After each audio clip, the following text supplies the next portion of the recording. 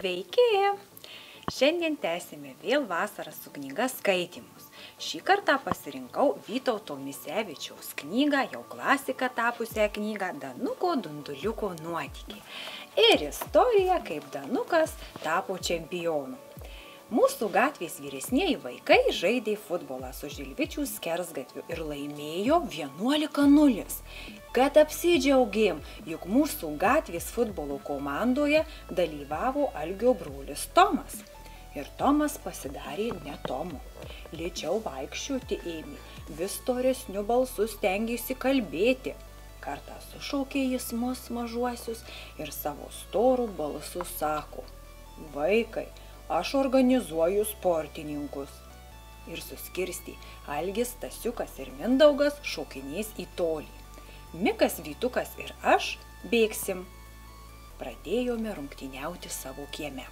Toliausiai nušoko Mindaugas. Kai bėgome, tai aš pirmas pasiekiau sandėlio sieną. Visi vaikai plojo ir šaukė valio.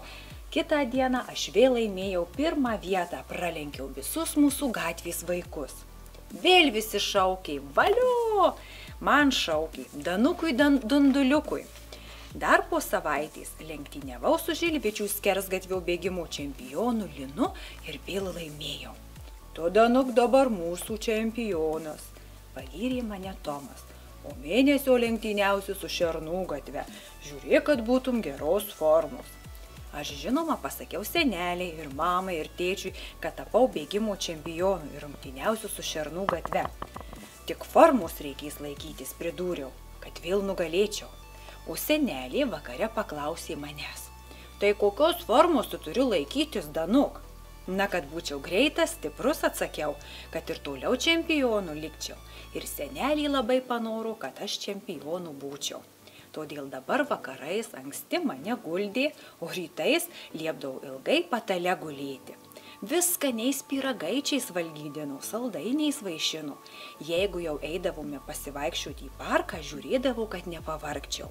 Ir įpratau, kad žinotumėte, miegoti iki pietų ir šokoladėlį čiulpti įpratau. Nesunku?